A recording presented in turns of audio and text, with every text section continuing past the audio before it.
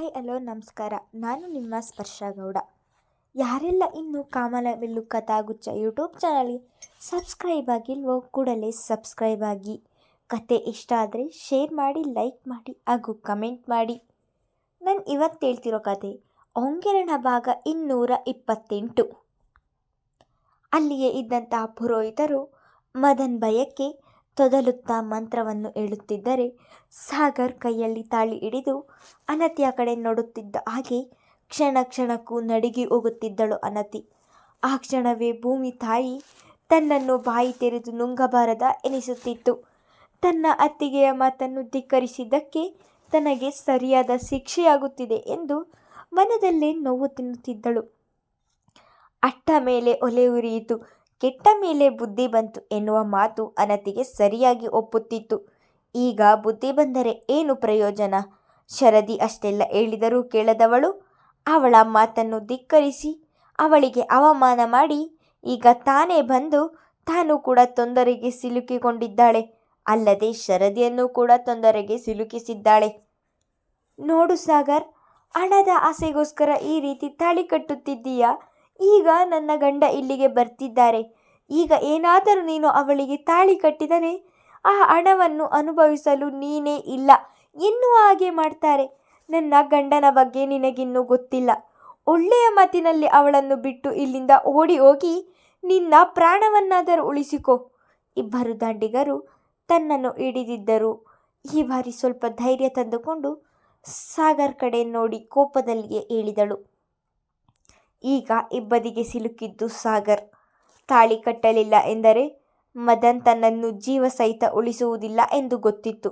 ಇನ್ನು ಶರದಿ ಹೇಳಿದ ಮಾತು ಕೇಳಿ ತಾಳಿ ಕಟ್ಟಿದರೆ ಇವರು ನನ್ನನ್ನು ಉಳಿಸುವುದಿಲ್ಲ ಎಂದು ಯೋಚಿಸತೊಡಗಿದನು. ತಾಳಿ ಕೈಯಲ್ಲಿ ಹಿಡಿದು ಯೋಚಿಸುತ್ತಿರುವವನ ಬಳಿಗೆ ಬಂದು, ಏನು ನೋಡ್ತಿದ್ದೀಯಾ, ಬೇಗ ತಾಳಿ ಕಟ್ಟು ಎಂದು ಸಾಗರ್ಗೆ ಆರ್ಡರ್ ಮಾಡಿದನು.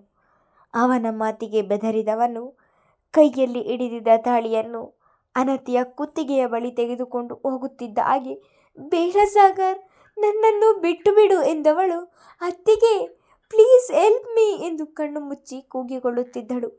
ಶರದಿಗೆ ಅನತಿಯ ಕೂಗು ಕೇಳುತ್ತಿದ್ದರೆ ಕರುಳು ಕಿವುಚಿದಂತಾಗುತ್ತಿತ್ತು. ತನ್ನಿಂದ ಏನೂ ಮಾಡಲು ಆಗುತ್ತಿಲ್ಲವಲ್ಲ ಎಂದು ದುಃಖ ಪಡುತ್ತಲೇ ನಿಂತು ಬಿಟ್ಟಿದ್ದಳು. ಅನತಿಯ ಮುಂದೆ ಹಿಡಿದಿದ್ದ ತಾಳಿಯನ್ನು ಇನ್ನೇನು ಅವಳ ಕೊರಳಿಗೆ ಕಟ್ಟಬೇಕು ಎನ್ನುವಷ್ಟರಲ್ಲಿ ಶರವೇಗದಲ್ಲಿ ಓಡಿ ಬಂದಂತಹ ರಿಷಿ ಆ ತಾಳಿಯನ್ನು ತನ್ನ ಕೈಗೆ ಕಸಿದುಕೊಂಡಿದ್ದನು. ತನ್ನ ಅಣ್ಣ ಬಂದಿದ್ದನ್ನು ನೋಡಿ ನೆಮ್ಮದಿಯ ನಿಟ್ಟುಸಿರೊಂದನ್ನು ಬಿಟ್ಟವಳು ಅಣ್ಣ ಎಂದು ಕೂಗಿದಳು. ಶರದಿ ಅಣ್ಣ ಎಂದಿದ್ದನ್ನು ಕೇಳಿ ಕಣ್ಣು ಬಿಟ್ಟ ಅನತಿಗೆ ಜ್ವಾಲಾಮುಖಿಯ ಹಾಗೆ ಉರಿಯುತ್ತಾ ನಿಂತಿದ್ದ ರಿಷಿ ಕಣ್ಣಿಗೆ ಕಂಡಿದ್ದನು. ಅವನನ್ನು ನೋಡಿ ಭಾವ ಎಂದಿದ್ದಳು. ಬಹುಶಃ ಇದೇ ಮೊದಲ ಬಾರಿಗೆ ಅನತಿಯ ಬಾಯಿಯಿಂದ ಭಾವ ಎನ್ನುವ ಶಬ್ದ ಹೊರಬಂದಿರುವುದು. ಯಾವನು ನೀನು? ತಾಳಿ ಯಾಕೆ ತೆಗೆದುಕೊಂಡೆ? ಕೊಡು ತಾಳಿಯನ್ನು ಎಂದು ಮದನ್ ರಿಷಿಯ ಮುಂದೆ ಬರುತ್ತಿದ್ದ ಹಾಗೆ ಅವನಿಗೆ ಜೋರಾಗಿ ಹೊಡೆದಿದ್ದನು ರಿಷಿ ಮದನ್ಗೆ ಹೊಡೆದಿದ್ದನ್ನು ನೋಡುತ್ತಿದ್ದ ಹಾಗೆ ಶರದಿಯನ್ನು ಹಿಡಿದಿದ್ದ ಇಬ್ಬರು ದಾಂಡಿಗರು, ಅನತಿಯನ್ನು ಹಿಡಿದಿದ್ದ ಇಬ್ಬರು ದಾಂಡಿಗರು ಒಡನೆಯೇ ರಿಷಿಯ ಎದುರಿಗೆ ಬಂದಿದ್ದರು.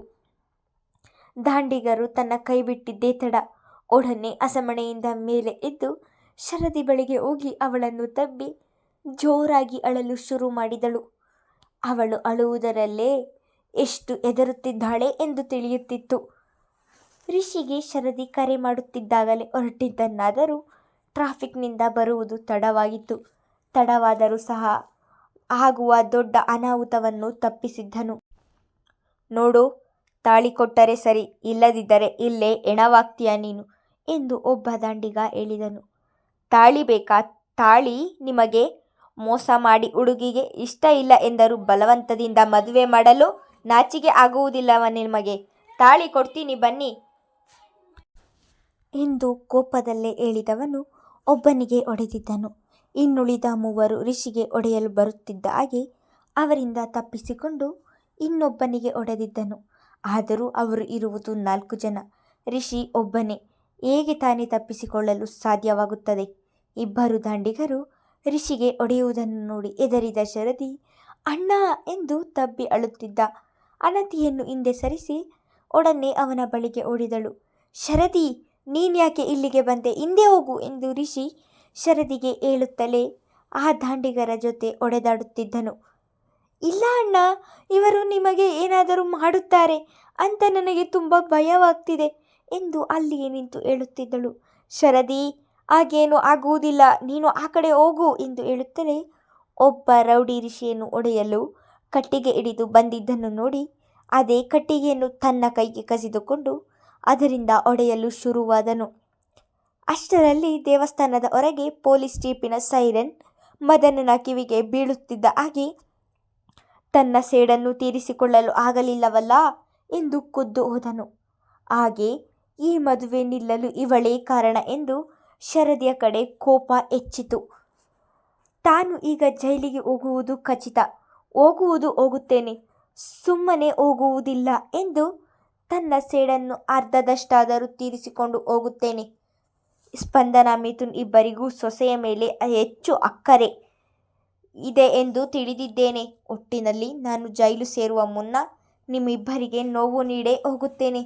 ಅದಕ್ಕೆ ಮಗಳಾದರೇನು ಸೊಸೆಯಾದರೇನು ಎಂದು ಮನದಲ್ಲಿಯೇ ಕೆಟ್ಟ ಆಲೋಚನೆಯೊಂದನ್ನು ಮಾಡಿ ತನ್ನ ಅಣ್ಣನನ್ನು ನೋಡುತ್ತಾ ನಿಂತಿದ್ದ ಶರದಿಯ ಬಳಿಗೆ ಬಂದಂತಹ ಮದನ್ ತನ್ನ ಪ್ಯಾಂಟಿನ ಕಿಸೆಯೊಳಗೆ ಇರಿಸಿದ್ದ ಹೋಲ್ಡಿಂಗ್ ಚಾಕು ಹೊರತೆಗೆದು ಅವಳ ಕೈ ಹಿಡಿದು ತನ್ನೆಡೆಗೆ ತಿರುಗಿಸಿಕೊಂಡವನು ಅವಳ ಒಡಲಿಗೆ ಇರಿದು ಬಿಟ್ಟನು.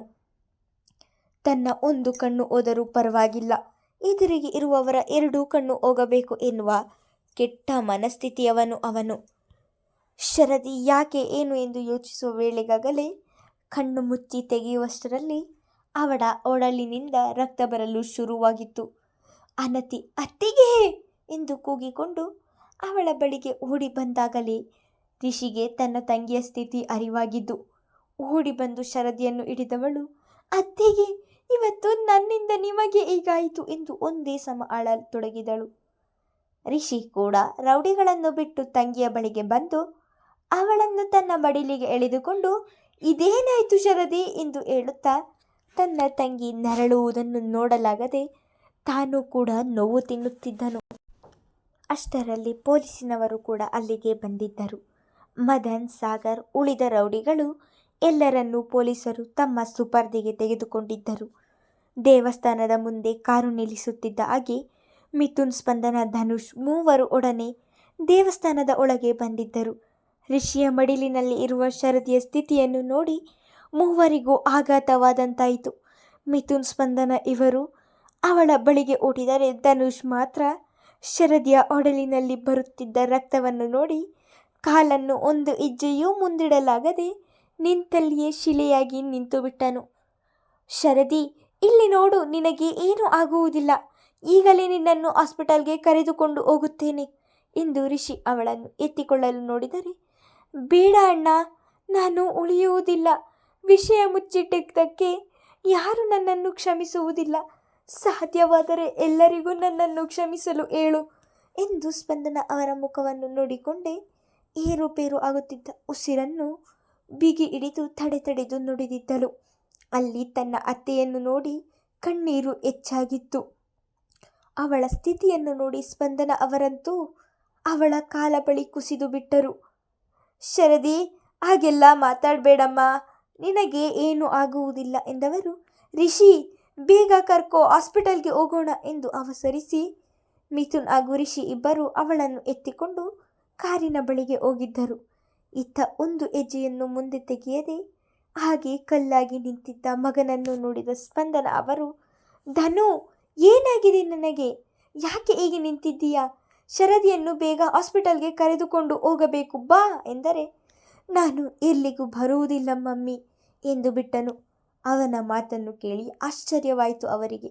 ತಲೆ ಕೆಟ್ಟಿದ್ಯಾ ನಿಂಗೆ, ಯಾಕೆ ಹೀಗೆ ಮಾತನಾಡ್ತಿದ್ದೀಯಾ, ಅಲ್ಲಿ ಶರದಿ ಸಾವು ಬದುಕಿನ ನಡುವೆ ಹೋರಾಡ್ತಿದ್ದಾಳೆ, ಇಂತಹ ಸಮಯದಲ್ಲಿ ಈ ರೀತಿಯ ಮಾತನಾಡ್ತಿದ್ದೀಯಲ್ಲ ಧನು, ಅದೇನೇ ಇದ್ದರೂ ಆಮೇಲೆ ಮಾತನಾಡೋಣ, ಪ್ಲೀಸ್ ಈಗ ಮೊದಲು ಹಾಸ್ಪಿಟಲ್ಗೆ ಹೋಗೋಣ ಬಾ ಎಂದು ಮಗನ ಮುಂದೆ ಅಳುತ್ತಲೇ ಕೈ ಮುಗಿದಿದ್ದರು.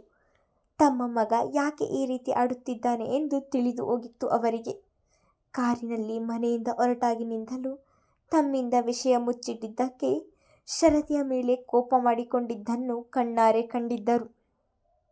ಮುಂದುವರಿಯುವುದು ಶರದ್ಯ ಮುಂದಿನ ಸ್ಥಿತಿ ಏನಾಗಬಹುದು ಎಂದು ಮುಂದಿನ ಸಂಚಿಕೆಯವರೆಗೂ ಕಾದು ನೋಡೋಣ.